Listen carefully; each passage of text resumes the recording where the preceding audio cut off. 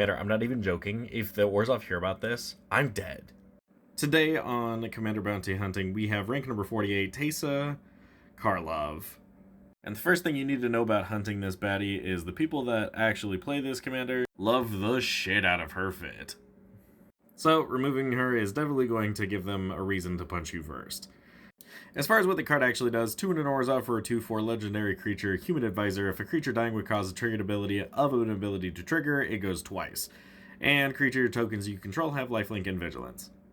Now, in my experience, there are 2 types of Karlov players. There's the people that can read the first line of text and go, damn, that sounds awesome. And then there is the people that read the second line of text and go, damn, that's awesome. But never both. We're going to refer to her first ability as choosing violence and her second ability as choosing peace. And when we look at her EDH rec page, you can kind of see why it breaks down into that way. We have choosing violence. We have choosing peace. We have choosing peace. We have choosing violence. And the reason because if you build a deck that is all death triggers, then you're going to build it around death triggers, and you're not going to have things around that are going to get the vigilance and the lifelink. But conversely, if you're like, hey, I just want to flood the board with tokens that can always attack, always defend, and somehow if the flyers are getting me down, I can just gain all that life back. Yeah. But you rarely will see a deck do both well. So if you're seeing things like Zulaport Cutthroat or Pitiless Splendorer, you know that they're going to choose the violence path.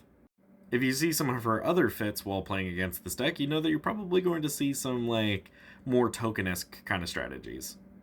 This is the quintessential Orzhov commander, and basically will have a whole lot of life, death, and bringing things onto the battlefield all at the same time.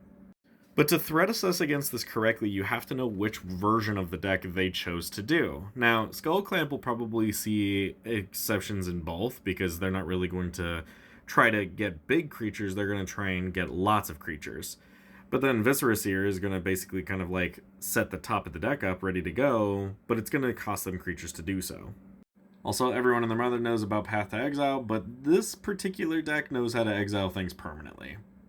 Like this one, sacrifice 3 white creatures and blast something. We're still playing a lot of Anguish Name Making. And good god, even Utter End is appearing on this list. And we will see some reanimation in this. Genuinely, a lot of the things that are going to go in the death category, they're going to want to get them back. So stuff like Living Death, insane.